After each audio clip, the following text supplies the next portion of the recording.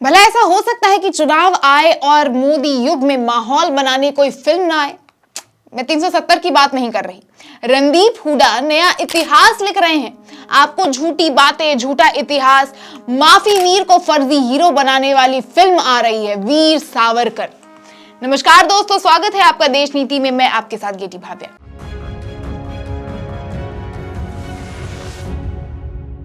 देश नीति, केवल सच्ची और पक्की खबरें। वीर दामोदर दास सावरकर का ट्रेलर रिलीज हुआ है। देखकर लगता है आप बहुत जल्द नए षड्यंत्र में फंसने वाले हैं, क्योंकि फिल्म की शुरुआत में कहीं छोटा सा लिखा होगा सब काल्पनिक है और आपको दिखाया जाएगा जैसे ये सावरकर की असली कहानी है और आपको गलत इतिहास अब तक बताया गया हो।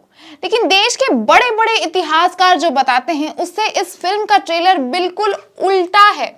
असल में सावरकर कोई वीर थे ही नहीं। यहाँ तक कि महेश मांजरेकर, जो कि इस फिल्म को पहले डायरेक्ट कर रहे थे, उन्होंने इस मूवी की स्क्रिप्ट को देखते ही फिल्म से पीछा छुड़ा लिया था। जिसके बाद इस फिल्म को रणदीप हुड्डा ने ही डायरेक्ट भी किया और एक्टिंग भी की। दोस्तों, ट्रेलर अगर आपने देखा है और अगर आप सावरकर को जानते हैं तो आप समझ गए होंगे कि ये पूरी फिल्म काल्पनिक है। इसका दूर दूर तक सच्चाई से कोई लेना देना नहीं है। ये बस मनोरंजन के लिए अगर आप देखते हैं तो ठीक है, नहीं तो सरकार को इस मूवी पर इतिहास पलटने के लिए बैन लगा देना चाहिए। आप ये ट्रेलर का सीन देखिए। आजादी की लड़ाई 90 साल चली, पर यह लड़ाई सिर्फ कुछ ही लोगों ने लड़ी थी। बाकी सब तो सत्ता के भूखे थे। गांधी जी बुरे नहीं थे, लेकिन अगर वो अपनी अहिंसावादी सोच पर अड़े नहीं रहते तो भारत 35 साल पहले ही आजाद हो जाती। हथियारों के साथ अंग्रेजों पे हमला कीजिए। मैं इस महान किताब को अंग्रेजी में ट्रांसलेट करके नई पीढ़ी तक पहुंचाना चाहता हूं। इसमें भगत सिंह सावरकर से मिलने जाते हैं और उनसे कहते हैं कि उनकी मराठी में लिखी हुई the first war of independence को वो इंग्लिश में अनुवाद करेंगे। जबकि अगर आप असलियत पे आइएगा तो आप कहीं भी सर्च कर लीजिए, कहीं भी पढ़ लीजिए, आपको पता चलेगा कि ये किताब लंदन में रहकर लिखी गई थी। और सावरकर लंदन में कब तक थे?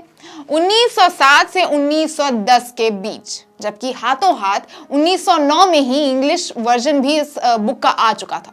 जिस वक्त भगत सिंह साल 2 साल के रहे होंगे, अपनी मां की गोद में खेलते होंगे, क्योंकि भगत सिंह का जन्म ही 28 सितंबर 1907 में हुआ था।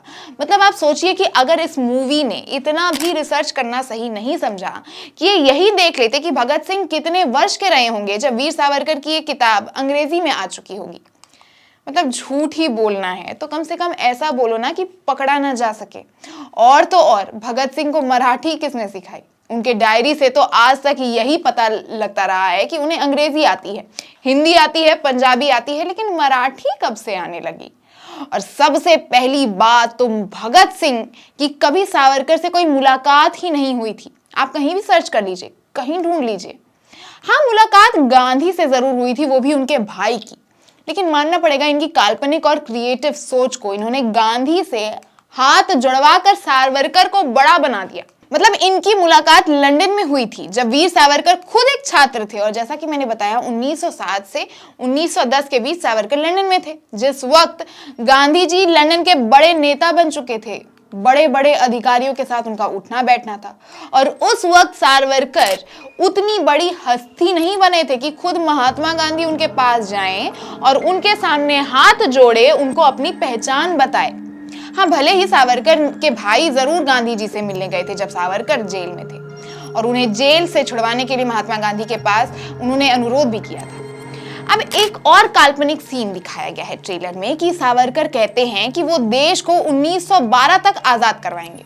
तो मैं आपको बता दूं कि वो आजादी तो भारत को शायद नहीं दिलवा पाए, लेकिन 1912 तक वो अंग्रेजों को 3 चिट्ठियां जरूर लिख चुके थे। सावरकर ने अपने काला पानी की सजा के दौरान अंग्रेजों को कुल 5 चिट्ठियां लिखी थी जो कि अंग्रेजों तक पहुंची थी। बता दूं कि पहली चिट्ठी जो अंग्रेजों तक पहुंची थी वो थी 1911 में, दूसरा 1913 में, फिर एक चिट्ठी 1914 में भी उन्होंने लिखी थी, एक 1918 और फिर एक 1920 में लिखी थी। हालांकि उन सभी चिट्ठियों को एक बात तो रिपीटेडली उसमें लिखा गया था कि मैं आपका नौकर रहना चाहता हूं। मतलब सावरकर अंग्रेजों के गुलाम बनकर रहना चाहते थे। वो भले ही एक क्रांतिकारी थे, लेकिन काला पानी का सजा मिलते ही उनका हृदय परिवर्तित हो जाता है और वो अंग्रेजों को चिट्ठी लिखने लगते हैं। उनकी 3 चिट्ठियों का तो पता नहीं, लेकिन उनकी लिखी गई 1913 में चिट्ठी और 1920 में चिट्ठी आज भी आर्काइव्स में मौजूद है। मैं आपको वो पढ़कर सुनाती हूँ। सरकार अगर कृपा और दया दिखाते हुए मुझे रिहा करती है तो मैं संवैधानिक प्रगति और अंग्रेजी सरकार से के प्रति वफादारी का कट्टर समर्थक रहूंगा, जो उस प्रगति के लिए पहली शर्त है। मैं सरकार की किसी भी हैसियत से सेवा करने के लिए तैयार हूं। जैसा मेरा रूपांतरण ईमानदार है, मुझे आशा है कि मेरा भविष्य का आचरण भी वैसा ही होगा। मुझे जेल में रहकर कुछ हासिल नहीं होगा, बल्कि रिहा करने पर उससे कहीं ज्यादा हासिल होगा। केवल पराक्रमी ही दयालु हो सकता है और इसीलिए विलक्षण पुत्र माता पिता के दरवाजे के अलावा और कहां लौट सकता हूं। मेरे प्रारंभिक जीवन की शानदार संभावनाएं बहुत जल्द ही धूमिल हो गई। यह मेरे लिए खेद का इतना दर्दनाक स्रोत बन गई है कि रिहाई एक नया जन्म होगा। आपकी ये दयालुता मेरे संवेदनशील और विनम्र दिल को इतनी गहराई से छू जाएगी कि मुझे भविष्य में राजनीतिक रूप से उपयोगी बना देगी। अक्सर जहां ताकत नाकाम रहती है, उदारता कामयाब हो जाती है। और इतना ही नहीं दोस्तों, मैं आपको बता दूं कि वीर सावरकर के परिवार के द्वारा भी अंग्रेजों को कई बार मर्सी पिटीशन दी गई थी। 1-2 बार नहीं, 15 बार टोटल मर्सी पिटीशन सावरकर के परिवार द्वारा अंग्रेजों को दी गई थी। जिसके बाद वो जब अंडमान निकोबार से 1924 में आजाद होते हैं तो वो अंग्रेजों के लिए काम भी करते हैं, उनके सेना को सशक्त बनाने के लिए अपना सहयोग भी देते हैं और हिंदू महासभा का एक प्रमुख चेहरा बन के सावरकर उतरते हैं। दोस्तों, ऐसा कई नई और काल्पनिक बातें हैं सावरकर के बारे में जो शायद पूरी फिल्म आने के बाद आपको पता चले। अभी तक तो ट्रेलर से यही पता चल रहा है कि मूवी ने किस हद तक हमारा इतिहास को दोबारा रचने का प्रयास किया है। वहीं दूसरी तरफ रणदीप हुड्डा जगह जगह इंटरव्यू में भी बता रहे हैं कि सावरकर से बड़ा स्वतंत्रता सेनानी कोई नहीं है। अंग्रेज उनसे डरते थे, कांग्रेस ने सत्ता के लालच में उनका इतिहास छुपाया, वगैरह वगैरह, ताकि इतना कंट्रोवर्सी वाला नाम अच्छे से विवादों में आए। सावरकर वीर हो या फर्जी माफी वीर, क्या फर्क पड़ता है? जनता जानने के लिए थिएटर में पहुंचेगी।